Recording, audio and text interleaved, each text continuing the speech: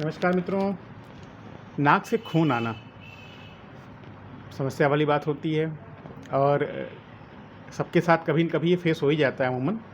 तो ज़्यादातर ये बच्चों में होता है, छोटे बच्चों में 10, 12, 13 साल तक के, या ज़्यादा फिर 45 के ऊपर एज के ऊपर होता है। दोनों के कारण अलग-अलग हैं। अभी हम समझते हैं कि ये नाक के बारे में थोड़ा, कि नाक की स्ट्रक्चर क्या होती है। तो नाक के 2 पार्ट होते हैं, एक बाहरी नाक का हिस्सा, अंदरूनी नाक का हिस्सा। तो बच्चों में जो होता है वो बाहर के नाक के हिस्से से ब्लीडिंग होती है। यहाँ पे आर्टरीज़ की, कैपिलरीज़ की बहुत छोटी-छोटी प्लेक्सेस होती हैं बाहर की तरफ, बिल्कुल जो सुपरफिशियल होता है। एक्चुअली नाक का काम केवल साँस लेना ही नहीं है। नाक इतना यूनिक आर्गन भगवान ने बनाया है कि जब इससे हम साँस लेते हैं, तो इससे जब होके गुजरती है हवा, तो हवा अगर गर्म है तो उसको ठंडा करके इस लायक बनाती है कि हमारे बॉडी फेफड़े पे कोई असर ना पड़े। अगर बाहर ठंडा है तो ठंडी हवा को गर्माहट देती है कि फेफड़े हमारे सुरक्षित रहें। और जितने भी इन्फेक्शन, वायरस, बैक्टीरिया, धूल, डस्ट आता है, वो बीच में ही उसकी छटाई हो जाए, फेफड़े में केवल प्योर एयर जाए। तो ये जो सुपरफिशियल कैपिलरीज़ हैं, यही काम करती हैं उसके मेंटेन करने के लिए, टेम्परेचर वगैरह। तो जो बाहर वाला हिस्सा है, ये होता क्या है कि बहुत ज़्यादा शुष्क मौसम है, बहुत ज़्यादा गर्मी का मौसम है, या एसी में ज़्यादा समय रहते हैं, ऐसे माहौल में जहाँ जो है मॉइस्चर की कमी होती है, तो हमारे नाक में भी सूखापन आ जाता है। और बच्चे चूँकि अनजान होते हैं, उनको ज़्यादा जानकारी, तो लगा उनको तो नोज़ प्रिक करते हैं अपना। तो जैसे उस जगह पे टच हुआ, बड़ा सेंसिटिव, बहुत सुपरफिशियल होता है बिल्कुल, उसके ऊपर म्यूकस मेम्ब्रेन होती है हल्की सी, तो वो थोड़ा-सा उस पे रब हुआ और ब्लीडिंग होने लगी। तो ये बच्चों में है। बहुत कॉमन, अक्सर यही देखा जाता है, मतलब 60, 70, 80% तक मुझे लगता है यही केसेस आते हैं। और दूसरा वाला जो बताया हमने, वो इंटरनल ईयर में, इंटरनल नोज़ में पीछे की तरफ जो प्लेक्सेस होते हैं, उसकी ब्लीडिंग होती है। वो ज़्यादातर बड़े लोगों में होती है, जिसका बीपी ज़्यादा रहता हो, इसमें ज़्यादा देखा जाता है, जो बड़े लोगों की होती है। अच्छा, डेंजर पीछे वाला होता है, जो नाक के पीछे हिस्से से ब्लीडिंग होती है, ज़्यादा खतरनाक होती है। आगे वाला इतना कोई दिक्कत नहीं होती है, इसका बहुत आसान उपाय है आगे वाले का, पीछे वाले के भी थोड़ा सा मुश्किल होता है। तो अब करना क्या होता है अगर ब्लीडिंग हो रही है नाक से, छोटे बच्चे हैं? तो पहली बात, अक्सर मैंने देखा है कि लोग लेट जाते हैं तुरंत। लेटना तो बिल्कुल नहीं है इसमें, क्योंकि जैसे लेटे आगे आपको झुकना है, जितना गिरे आगे गिरे, कपड़ा गंदा हो जाए कोई बात नहीं, लेकिन पीछे नहीं जाना चाहिए। पीछे जाएगा तो वो फेरिंग्स में फिर हमारे रेस्पिरेटरी सिस्टम में जा सकता है, वो फिर निमोनिया होकर वो खतरनाक स्थिति हो सकती है।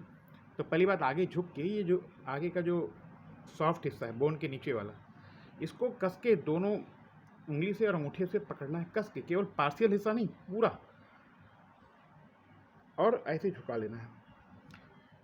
8-10 मिनट करेंगे, बिल्कुल ब्लीडिंग बंद हो जाएगी, नॉर्मल प्रोसेस है। अगर बॉडी हेल्दी है उसके, और भी अभी हम बताएंगे आगे रीज़न, क्लॉटिंग फैक्टर वगैरह ठीक हैं, प्लेटलेट ठीक है, तो ये 8-10 मिनट लेता है, बिल्कुल क्लॉट हो जाएगा, आप फिर छोड़ दीजिए।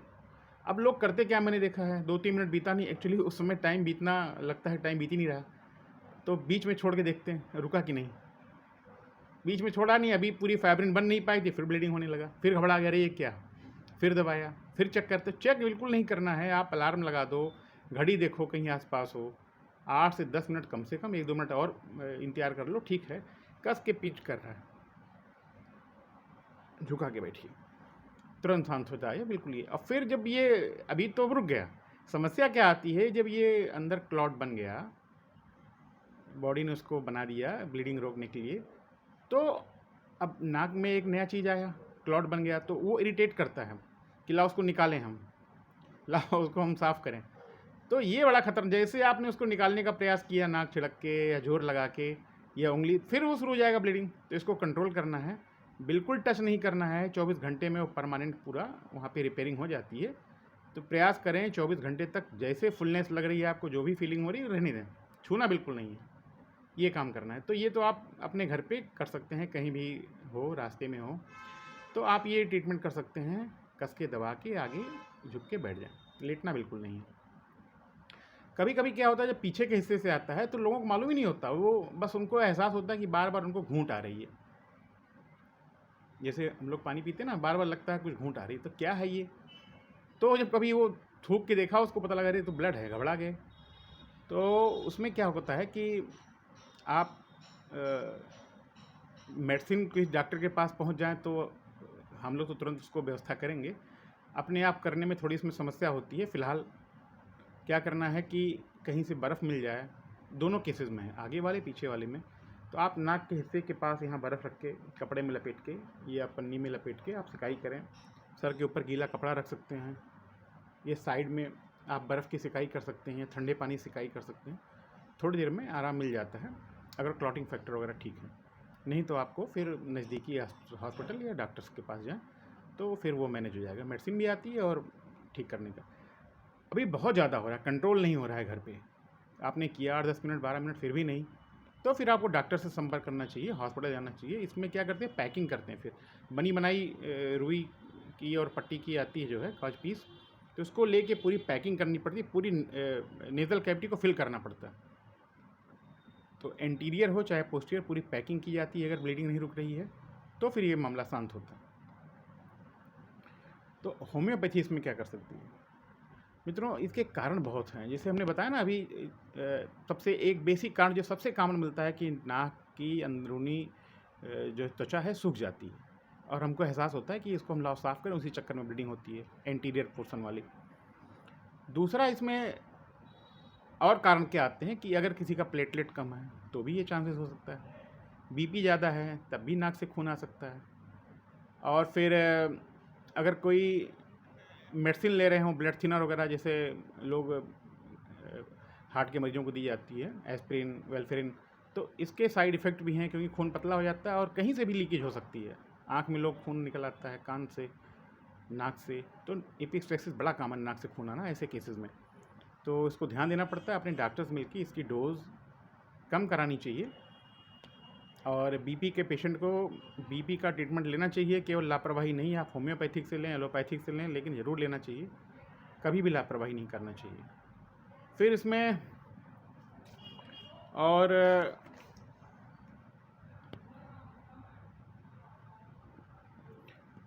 और कारण होता है, जैसे प्रेगनेंसी में भी हो सकता है। प्रेगनेंसी में होता क्या है कि वेनस प्रेशर बढ़ जाता है, इसके कारण भी नाक से खून आ सकता है। फिर अगर इंजरी हुई है, ऐसा चोट लगा कि नाक के हिस्से पे ब्लो हुआ, चोट लगा, तो फिर इससे हो सकता है।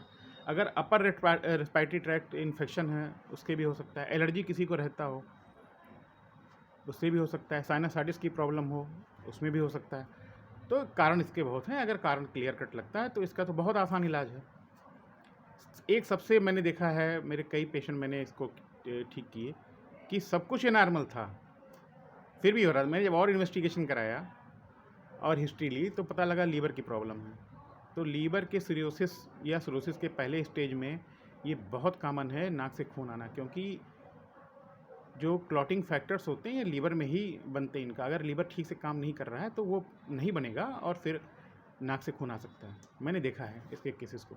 तो जैसे हमने लीवर को उसको दुरुस्त करना शुरू किया, वो बिल्कुल टेंडेंसी ठीक हो गई। तो ये जानना बहुत ज़रूरी। प्लेटलेट कम के भी बहुत केसेस मिलते हैं कि प्लेटलेट कम है, तो शरीर में पैचेस पड़ सकते हैं कहीं कहीं, पेटिशियल हेमरेज बोलते हैं, या नाक से खून आ सकता है, ये कॉमन है। जो टोबैको लोग लेते हैं उसमें भी ज़्यादा देखा गया है ये।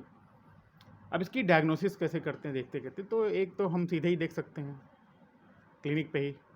अगर समझ में नहीं आ रहा है कहाँ पे है तो एग्जैक्ट स्पॉट देखने के लिए फिर ईएनटी सर्जन के पास वो इंडोस्कोप डाल के देखते हैं। और अगर ब्लीडिंग कभी कभी बिल्कुल नहीं रुकती इस तरह से, तो इंडोस्कोपी के ज़रिए ही वो उसको जो है रोक सकते हैं, इलेक्ट्रिक या केमिकल कार्ट्रिज से। अच्छा, अब इसमें होम्योपैथिक में हमारी दवाइयाँ बहुत अच्छी अच्छी आती हैं। ये शुरू में तो आपको ये व्यवस्था करनी कि पहले ब्लड रुके। तो अगर कभी कभार हो गया तो कोई बात नहीं, ये नॉर्मल है, इसमें ट्रीटमेंट की ज़रूरत नहीं है, अगर सब कुछ बाकी ओके है तो। लेकिन अगर लगता है कि ये फ्रीक्वेंसी हो रही, जल्दी जल्दी हो रहा है, बार बार आपको नाक से खून समस्या है, अक्सर हो जाए, तो फिर आपको मेडिसिन चाहिए। होम्योपैथिक में इसके बहुत अच्छी अच्छी दवाइयाँ हैं, और जैसे आप शुरू करेंगे, आप यकीन मानिए बिल्कुल फिर कभी नहीं होगा, परमानेंट सोल्यूशन होगा। जैसे मैंने बताया नाक में सुस्की आ जाती है, इसकी भी दवाई हमारे पास है कि नाक आपका सूखा ना हो। या बार बार जो बहुत लोग उंगली करते रहते हैं नाक में, तो इसकी दवाई बहुत अच्छी आती है, आरएम ट्रिफ्लिनम। आप दीजिए, देखिए नाक में उंगली डालना बंद कर देंगे ये। तो होम्योपैथी का आप सोचिए कहाँ तक रिसर्च हुआ है कि इस लेवल पे जो हमारी टेंडेंसी है, हमारी आदतें हैं, उसको भी सुधार सकती है होम्योपैथिक मेडिसिन। फिर एक दवाई आती है ब्रावनिया। कभी कभी क्या होता है, ये थोड़ा सा अजीब लगता है कि लड़कियों को जब पीरियड के समय, हमारी बहनों माताओं को होता है, तो पीरियड ना आके नाक से खून आता है, इसको विकेरियस मेंस्ट्रुएशन बोलते हैं। तो ये सिम्टम अगर है तो ब्रावनिया इसकी रामबाण दवाई है, आप देंगे 2-3 खुराक 200 में बिल्कुल रुक जाएगा। नॉर्मल जैसे ब्लीडिंग होती है जहाँ से, वहाँ से होनी शुरू होगी। तो ऐसे ऐसे सिम्टम आप सोचिए, इसके बारे में अगर आप कहीं डिस्कस करेंगे तो कहेंगे कैसे है, लेकिन होम्योपैथिक में इसीलिए मैं कहता हूँ कि जो क्लियर कट काज है वो तो आप बिल्कुल ठीक कर देंगे किसी पैथी से, आयुर्वेद से करें, एलोपैथिक से करें, होम्योपैथिक में भी हो जाएगा। लेकिन अगर कोई कारण नहीं मिल रहा है, जैसे मेडिकल जब आप बुक पढ़ेंगे ना हरीशन डेविडसन, तो उसमें काफ़ी बीमारियों के बारे में देखेंगे, जो काज लिखा है उसमें एक होता है इडियोपैथिक, माने इसका कोई अननोन है, अभी काज क्लियर कट नहीं है, एक अनुमान है, उन्होंने दे दिया 10-12 कारण, लेकिन फिर भी लिख दिया इडियोपैथिक, भाई इसका नहीं। तो ये अगर समझ में आता है, डायग्नोसिस करके डॉक्टर ने जांच किया कि भैया समझ में नहीं आ रहा है, प्रॉब्लम है क्यों यार, बाकी सब तो नॉर्मल है, तो आप तत्काल वहाँ से उठ के सीधे होम्योपैथ के पास जाइए, आपकी समस्या का निवारण हो जाएगा। हम चर्चा करेंगे कभी आपको कि कितनी डीप इसकी प्रूविंग हुई है, एक एक सिम्टम आपको मिल जाएगा। हम लोग रिपर्ट्री देखते हैं तो खुद हैरान हो जाते हैं कि कितना हमारे स्टार वाट्स ने मेहनत किया है, कितना वो लोग सूक्ष्म लेवल तक गए हैं एक एक दवाई की प्रूविंग में, कि जो आप सोचेंगे आपको मेडिसिन उसकी मिलेगी। जो भी सिम्टम आपको लगता है ये होना चाहिए, आपको रिपर्ट्री में उसकी मेडिसिन मिलेगी, बस डॉक्टर को उसको मेहनत करना है। तो ऐसे ही कुछ और दवाइयाँ बताते हैं, जैसे ब्लीडिंग टेंडेंसी अगर बार बार होती है तो कुछ मदर टिंचर आते हैं बहुत अच्छे हमारे पास, यहीं से नहीं, अगर किसी बॉडी पार्ट से जो है ब्लीडिंग हो रही है तो जैसे ट्रिलियम पी है, थैलेसपी है, और फिर नाक के लिए आते हैं फाइकस रिलियोसा, पीपल से बनता है ये बहुत अच्छा पीने के लिए देते हैं, तो ब्लीडिंग बहुत अच्छे से, ये इस स्पेशली नाक से खून आने के लिए बहुत अच्छी दवाई है ये। फिर एक दवाई आती है फेरम फास 1x2 पावर में, लोअर पावर में देते हैं, तो ये तत्काल रोक देता है। कभी कभी अगर बिल्कुल नहीं हो पा रहा है तो हम लोग क्या करते हैं, फेरम फास 1x या 2x का टेबलेट लेके, या 3x तो कॉमनली मिल जाता है मार्केट में, इसको बारीक करके और नाक में आगे थोड़ा सा डाल के और रुई लगा देते हैं, तुरंत ब्लीडिंग रोक देता है ये। खाने के लिए भी देते हैं इसको। फिर अगर ब्लीडिंग के साथ बहुत ज़्यादा एकदम शरीर कमज़ोर हो गया है एकदम, इसमें 2 दवाइयाँ, चाइना कार्बोवेज, ये सिम्टम देख के डॉक्टर डिसाइड करेगा क्या देना है। तो दवाइयाँ अपने मन से नहीं लेनी मित्रों, दवाइयाँ डॉक्टर के सलाह पे ही लेनी है। ये चैनल बनाने का मेरा उद्देश्य ये है कि आप लोग जागरूक हों, प्रयास करें कि होम्योपैथिक दवाई से ही आपका काम हो जाए और ऑपरेशन या किसी और समस्या के लिए न जाना पड़े। फिर एक मैं देखता हूँ, मैंने लीवर के लिए बताया था अभी ना, तो लीवर के लिए मैंने अक्सर जो देखा है, फास्फोरस दवाई बहुत अच्छा काम करती है। फास्फोरस 30 में या 200 में केवल 3 खुराक आप क्लिनिक पे बैठ के ही दीजिए, और मैंने तो ऐसे ही देखा, बस एकदम बह रहा है, किसी तरह कंट्रोल किया है उसमें पैकिंग करके, फिर भी मरीज होता ना बार बार चेक करते रहे, जैसे निकाला फिर रुमाल पूरा हमेशा गंदे रहता है, उसका पूरा भरा पड़ा है कपड़ा। फास्फोरस मैंने दिया उसको, मरीज बोलता है कि डॉक्टर साहब लगता है जैसे सूख रहा हो अंदर से कुछ, जैसे लग रहा हो कि एकदम से कुछ वहाँ से, मतलब टंग डोज देते ही, तो ऐसे भी देखा है क्लिनिक, बिल्कुल बंद हो गया, 1 2 3 खुराक दिया बिल्कुल बंद, पेशेंट अपने घर गया, बस कोई बताना पड़ता है भैया आप नाक में डाल के साफ़ न करना, 24 घंटा छोड़ दो इसको। तो ये दवाइयाँ हैं, दवाइयाँ ढेरों हैं मित्रों, ये डॉक्टर सिम्टम पे देख के अच्छे से डिसाइड करेगा। अगर आपको बार बार या किसी को भी आपके परिचय में हो रहा है तो आप तत्काल किसी होम्योपैथ से मिलें, टेंडेंसी हमेशा के लिए ठीक हो जाएगी। बहुत लोग कहते हैं भैया मुझे तो नक्सीर आती रहती नहीं, ट्रीटमेंट चाहिए इसको, ये समस्या बिल्कुल दूर हो जाएगा।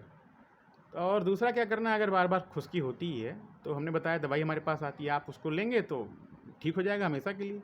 ना चाहें तो सबसे अच्छा है गाय का घी लगाएं, वैसलीन लगाएं, आगे के हिस्से में ही डाल के लगा लें, तो सॉफ्ट रहेगा वहाँ पे, जो मैंने बताया जो आगे वाली प्लेक्सेस होती है वहाँ पे कम से कम सूखा नहीं पड़ेगा, तो वो जल्दी से रप्चर नहीं होंगे, उसके सॉफ्टनेस बनी रहेगी वहाँ पे।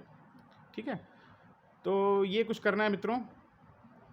एलर्जी अगर आपका है, एलर्जी वाले बहुत इसमें होते हैं, जोर से छींकना नहीं होता है इसमें, अगर आपको नाक से खून आया, ब्लीडिंग आपकी रुक गई, क्लॉटिंग हो गई है, तो इरिटेशन होता है, मैंने बताया ना, नाक में लगता है कुछ है, कभी भी जोर से छींके ना, अगर छींकना ही पड़े एकदम बिल्कुल हो कि नहीं कंट्रोल हो रहा है, तो मुंह खोल के छींकना है, थोड़ा प्रैक्टिस इसको ध्यान देना पड़ेगा, लेकिन कम से कम मुंह खोल के करेंगे तो नाक नेज़ल कैविटी पे जोर कम पड़ेगा।